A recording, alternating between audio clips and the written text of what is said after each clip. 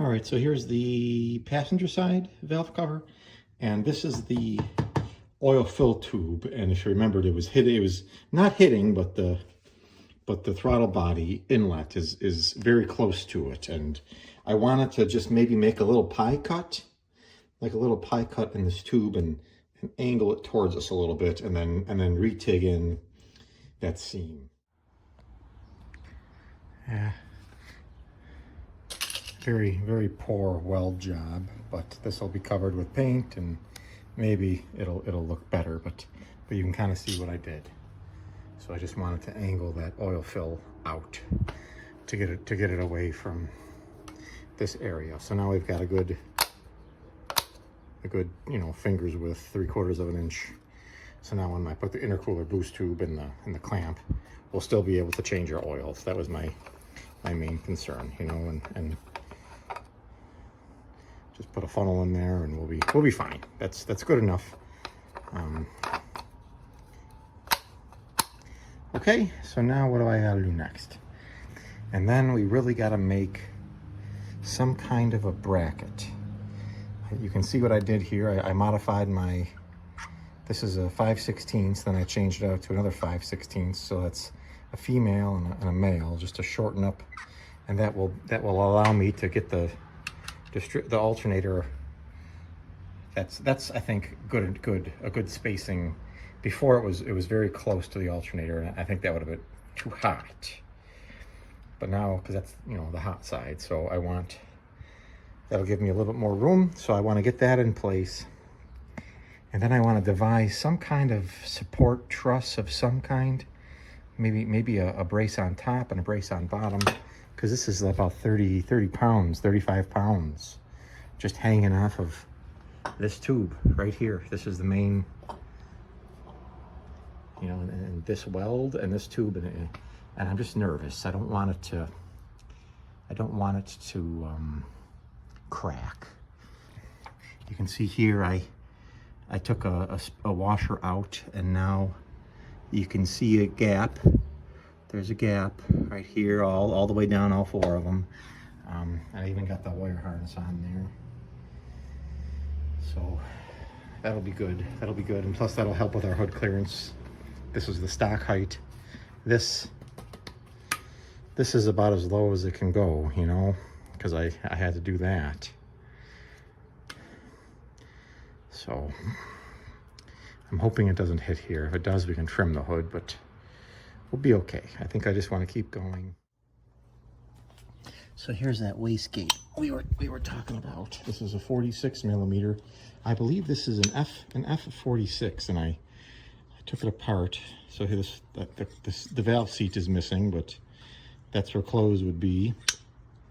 I ordered a 10.2 PSI spring, thinking that coming off of this 90 would be good.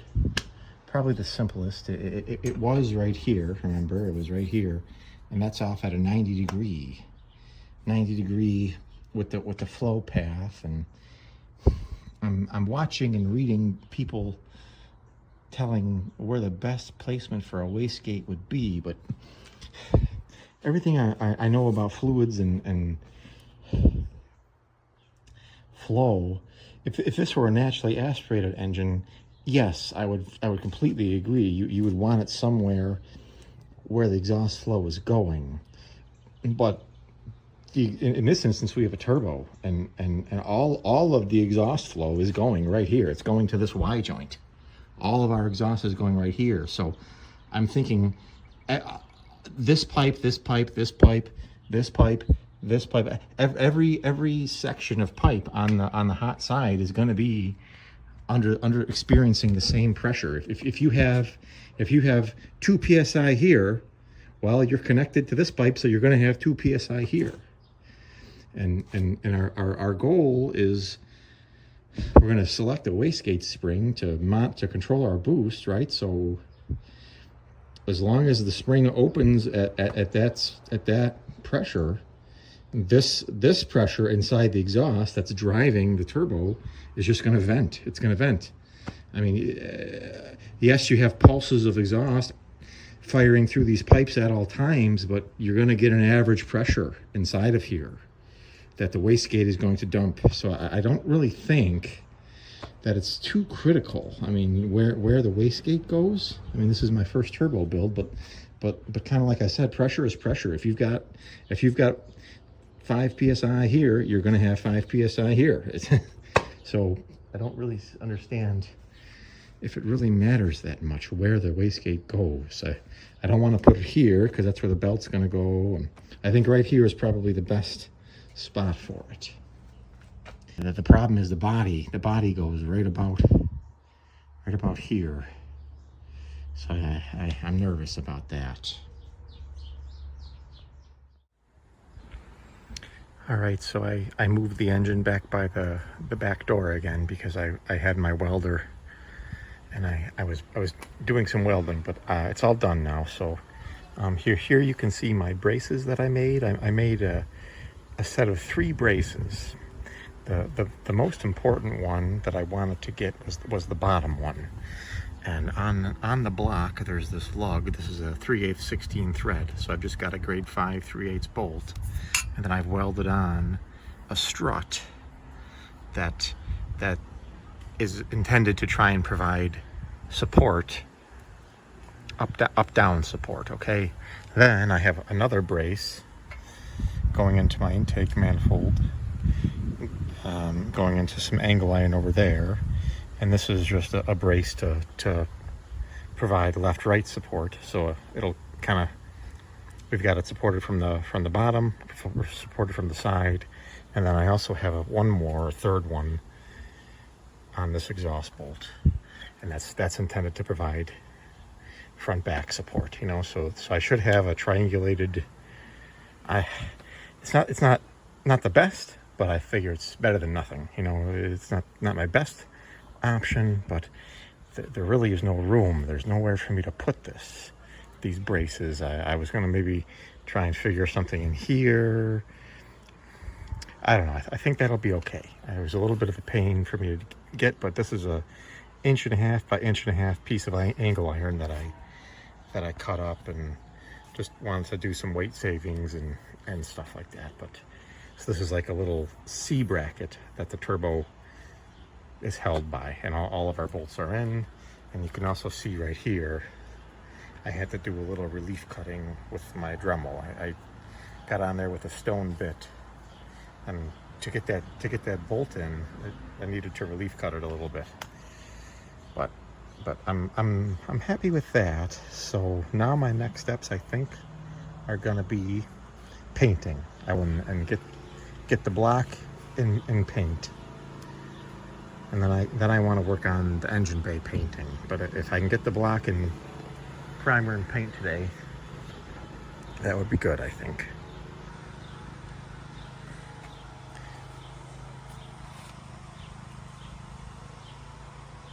It looks kind of neat. It looks cool. I like how this arrangement looks, but we're fighting the valve cover. It just barely clears the valve cover. I had to put a little bend in the bar, and then we're fighting the alternator, so it does clear. It does clear. So I'm happy with that. All right, so I'm about ready to call it quits for the night, but here we are. We're in the garage. We've got our parts pile. I feel like playing that song right now from the Fast and the Furious when they're building the Supra. You can't find the right tool in this garage, Mr. Arizona? You don't belong near a car.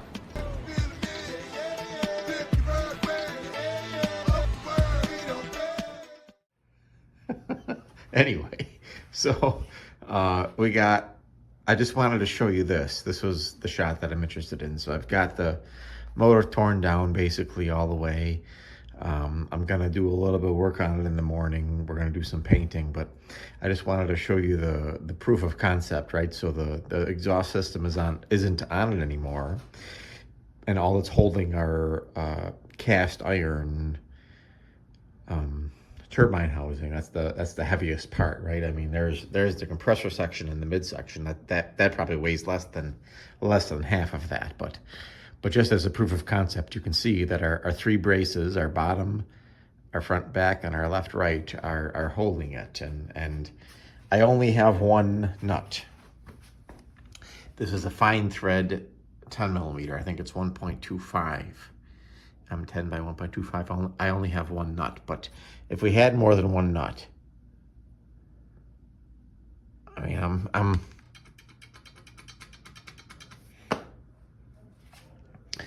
that kind of proves my concept, right? So it's going to get hot. You know, it's bolted directly to the hot side. It's going to be basically radiating exhaust heat. So I think I should paint this with a heat-resistant paint. All right, so you see our parts. I've got the engine torn down, everything except the short block, basically. And I've got a broken oil pan bolt I'm trying to deal with, but I'm not going to let that hold me up. So next, let me rotate the engine around this way. Yeah.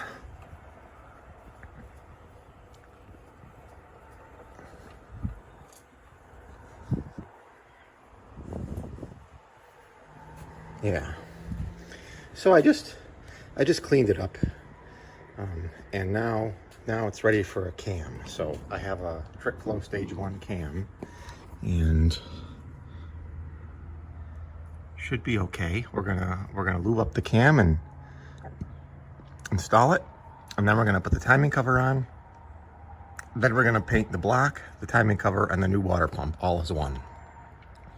That way the head bolts and everything get the bolts of the heads get painted and everything. So let me get the cam started. I'll go show it to you. Here's the old one. Maybe I'll bring the old one with me. So here it is here. Trick Flow. You see the number, and this should be the stage 1, 112 degree lobe separation. That should give it a nice idle, I'm thinking. So here's the, yeah, everything looks the same.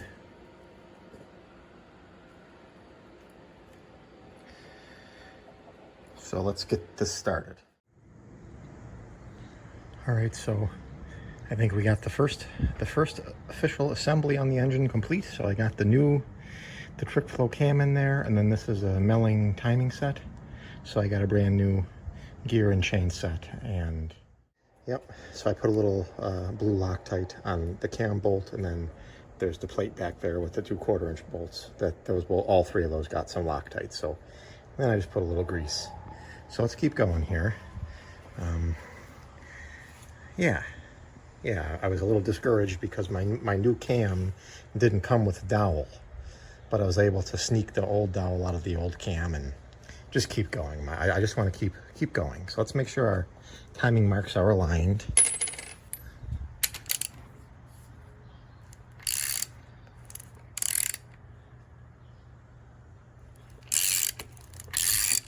With this straight up.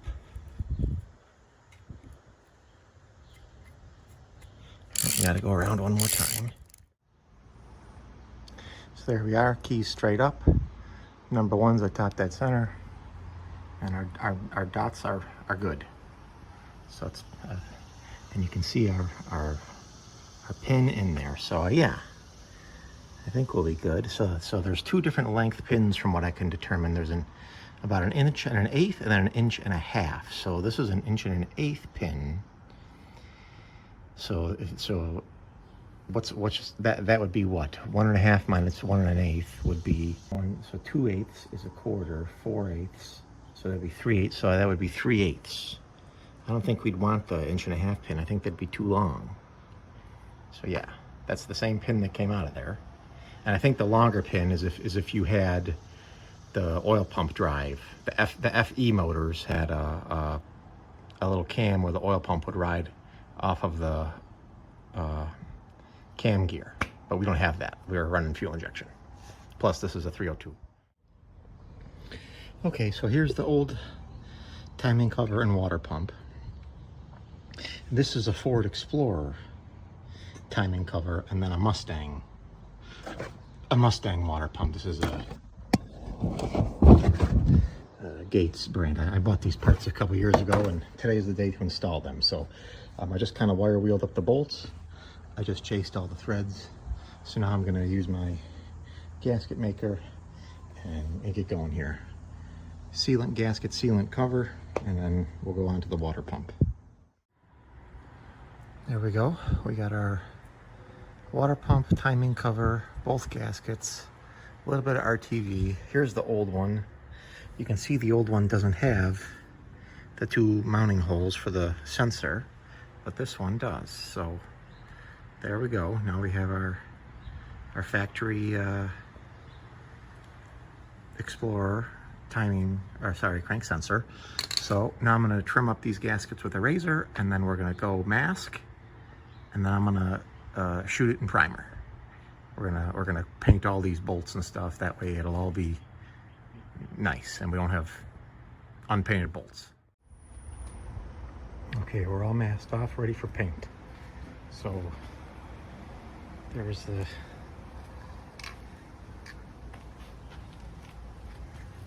right. So we're just gonna paint the block, and we're gonna paint the timing cover and water pump like we said. So let me get going here. Looks kind of neat, all masked off. And yeah. All right, so I've got the oil pump and tube. So I put blue Loctite. These are 9/16, so those are 3/8 bolts. And then here's two 5/16, those are 1/2-inch bolts. And then this is a 9/16 nut. So this I didn't put Loctite on, but I tightened it pretty good. And then don't forget to put your oil pump drive shaft. You see the drive shaft right there, and then there's a little, if you can see it, there's like a little star wheel thing that when you pull the distributor, don't put that in upside down, because if you pull the distributor, that's going to fall into the oil pan and you're going to be in big trouble. So always make sure that that little star faces the top of the engine, I guess. So now I think we're going to start sanding the oil pan and valve covers. So I think I'm just going to wet sand those three parts, and then I made a little bit more progress. I put the front oil seal in. That was a pain. I should have done that with the valve, with the timing cover not installed, but I was able to do it. Here's our collector. This is a piece of the kit. So I used that as a seal driver. But I was able to get the front seal in, and I also got our oil pump drive in place. So let's just make sure it works. I'm gonna spin the engine over, and you should see the oil pump drive shaft turn.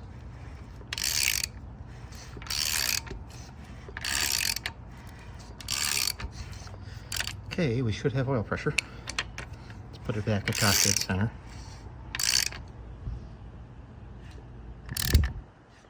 Right about there.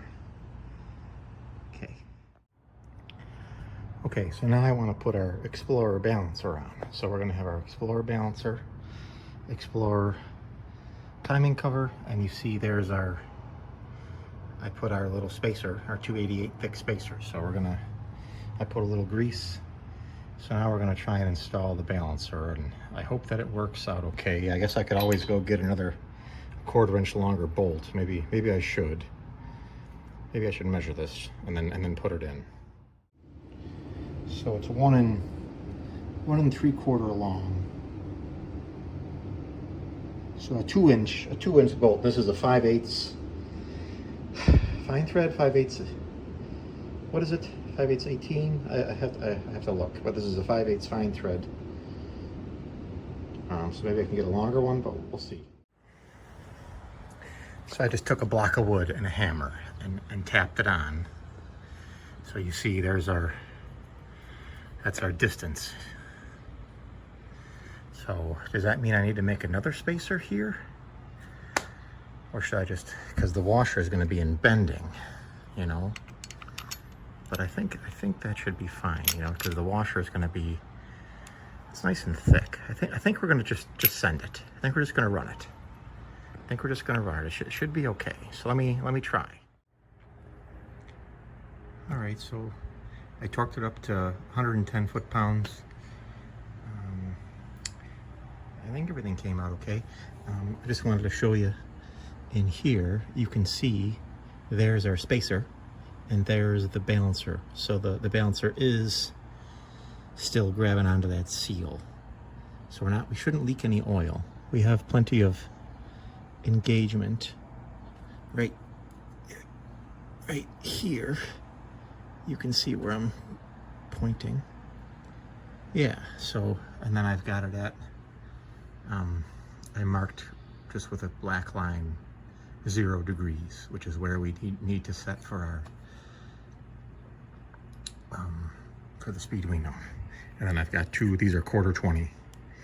These are inch long 1/4-20 bolts that 5 washers is pretty darn close to 288. So I'm gonna put 5 washers and then the sensor. So the sensor is getting painted and that's it. So yeah, but you can see, so cylinder number 1 and cylinder number 5 are opposite each other. So this one's going to be on a compression stroke, this one's going to be on exhaust stroke, but both we're going to fire them at the same channel, right? So both these spark plugs are going to fire at once because we're having wasted spark, right? We have wasted spark and wasted fuel. But and this is the brains of it right here. So we'll get into that later, but I just wanted to show you how far we got. Right, so remember, here's our cheat sheet. So here's our firing order: 1 3 7 2 6 5 4 8. So we only have 4 channels. So channel 1, we're showing cylinder 1 and cylinder 6. So that works. So what's going to be our next? Our next firing order should be 3. So that should be this cylinder. So if I get on there, and we're gonna crank it, should be about 90 degrees. So I'm at straight down, so now I'm gonna go 90. Yep, so now 3 is gonna fire, and so should 5. Yep, okay. So 3 and 5, those are gonna fire next. Then channel 3 is 4 and 7. So I'm gonna go another 90 degrees, and 7 should, so I'm at about, so I'm gonna go 90 degrees. Yeah, almost 90. Right about there. So there's 7 and 4. Yep, that works out. And then channel 4 is gonna go to 2, which is this guy. So I'm gonna go another 90. Oops. There it is. So there's 2 and 8. Yes. So that's I explained it to you guys a few months ago, just at the kitchen table, but now here we are in real life at the real engine, and our theory proves true. So plus we proved it out on our 4.6 that has the same firing order. So if we were to pull the heads on that, I bet you you'd see the same thing. Okay, so now that I know that our firing order and our pistons will work, the only thing is, let's go around another 90, and that should bring us back to cylinder number 1 again. Yes, so then our cylinder number 1 is right around where our arrow is going to be. So I just want to wait for my parts are drying. There it is there. So I gotta let the paint dry, but yes. Okay, there we go. Next morning, paint's all dry. Here's our Explorer crank sensor with timing pointer, with our little stacks of washers there, and it's pointing right at 0 degrees, top dead center, and we're right at top dead center. So yeah, I'm happy with that.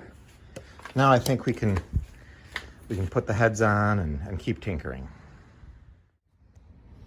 There's one more thing with the trigger wheel. I want to show you what's a good shot at it. I want to show you that the sensor itself is centered right on the teeth. You know, you can kind of see right there. There's like a round metallic portion of the sensor that should be centered right on those teeth. You can see it right there, right there.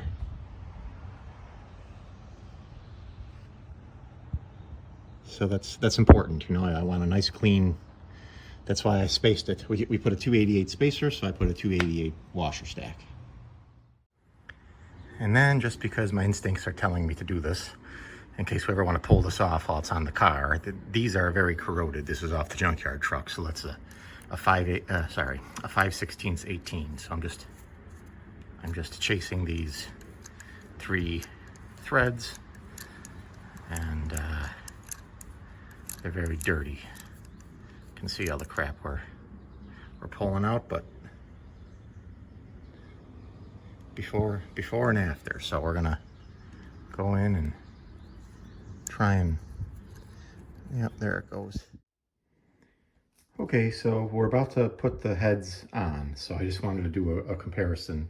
So on the left we have the GT40P, on the right are the stock Mustang heads. I think those are the E7TE, I'm pretty sure. So you can see that the combustion chambers on the stock heads are you know, there's not this bump out for the spark plug, whereas here there is. So this is consuming volume, so it's going to make the whole, you know, combustion chamber smaller. And I'm not sure how deep. It feels a little bit. I mean, I guess to do measure. The way to do that would be to fill that with liquid. You could use like a syringe, something like this, and you would measure how much cc's it would take to fill that until it's flush. But pouring rain, but we're putting heads on. So we've got the one side done. So we got the GT40P head on, and I kind of wanted to learn how to do it before I showed you. This is a set of Ford Racing head gaskets I bought. Here's the part number here, M6051-C51, push rod, 5 liter, and 351. Okay, and then if you noticed, it says front right here. So, but in the back, you see the cooling ports are exposed, but in the front they're covered. So I was watching a video, so I made sure that both of them were installed this way. So I put a little silicone, and there's our head there. So we got our dowel pins. That was a pain. But yeah, I think we're ready to plop this head on there. And then we do 35 foot-pounds, 55 foot-pounds, and then an additional 90 degrees is how I did it. So I will show you when I'm done. All right, the rain is coming and going, but there we go. We got both heads on. We got our GT40 4 bars, new head gaskets. So the valve covers, I don't know. The car is white. The car is white, and I was thinking white valve cover, but I don't know. Or should I just stay with black, like the oil pan? The oil pan I got black, but maybe I should go. I don't like, the can started puking out this bumpy shit, and I have to wet sand this. So I think I just might go with black, just gloss black, and that should be better, I think. But yeah, I just wanted to test fit our manifold. It fits. Here's our old spark plugs, and these are ones that came with these heads from the junkyard, and you can tell that the plugs are the same length, but you see how the threads go much farther. So these are for the GT40P heads.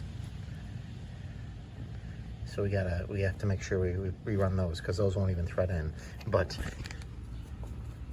they do stick.